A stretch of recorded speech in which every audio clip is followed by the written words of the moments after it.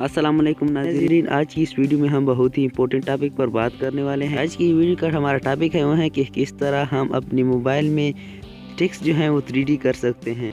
तो इस important topic को देखने के लिए इस वीडियो को एंड तक लाजमी देखते रहिए। जी नाज़रीन, वीडियो स्टार्ट करने से पहले आपसे एक रिक्वेस्ट की जाती है कि अगर आपने इस वीडियो के नीचे रेड वाले सब्सक्राइब की बटन को नहीं दबाई है तो हमारे हौसला अफजाई के लिए इस निशान को ज़रूर दबा दीजिए। तो ज़्यादा वक्त ज़ाया करने के बिना भी शुरू कर लेते हैं आज की इस वीडियो को।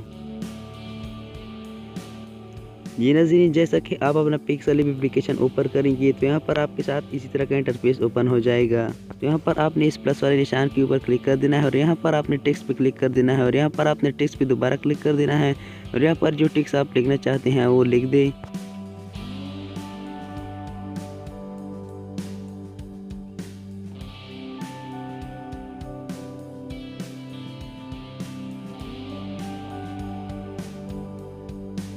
ये नाज़रीन, टेक्स्ट लिखने के बाद आपने नीचे आ जाना है कलर के ऑप्शन पर और यहाँ पर आप इस कलर के ऊपर क्लिक कर देने के बाद इसको मुख्तलिफ कलर में चेंज कर सकते हैं।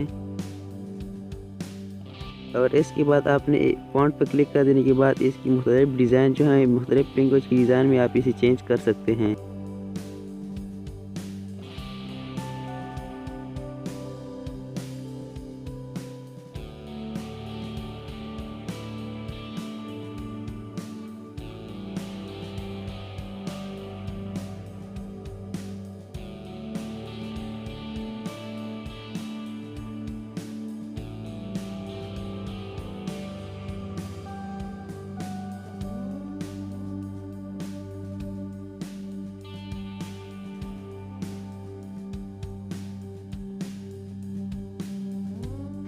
ये नाज़रीन, इसके बाद जो आता है वो हमारा असल टॉपिक है कि इसको 3D रोटेट किस तरह हम कर सकते हैं। तो आपने इसके ऊपर क्लिक कर देना है और यहाँ पर आपने इसे इनेबल कर देने के बाद यहाँ पर आप इसकी सेटिंग वगैरह कर सकते हैं। यहाँ पर आप देख सकते हैं ये किस तरह 3D रोटेट हो रहा है।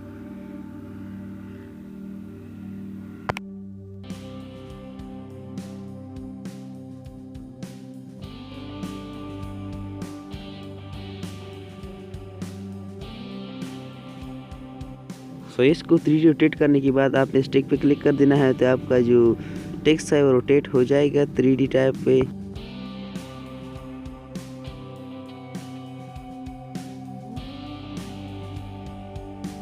सो उम्मीद है कि आज आपने टेक्स्ट को 3D रोटेट करने का तरीका जान चुका होगा। सो अगर आपको इस वीडियो से ज़रा भी फ़ायदा पहुंच चुका है तो इस वीडियो को नीचे रेड वाले सब्सक्राइब के बटन को ज़रूर दबा दीजिए। मिलते हैं किसी नेक्स्ट वीडियो में। अल्लाह हाफिज़।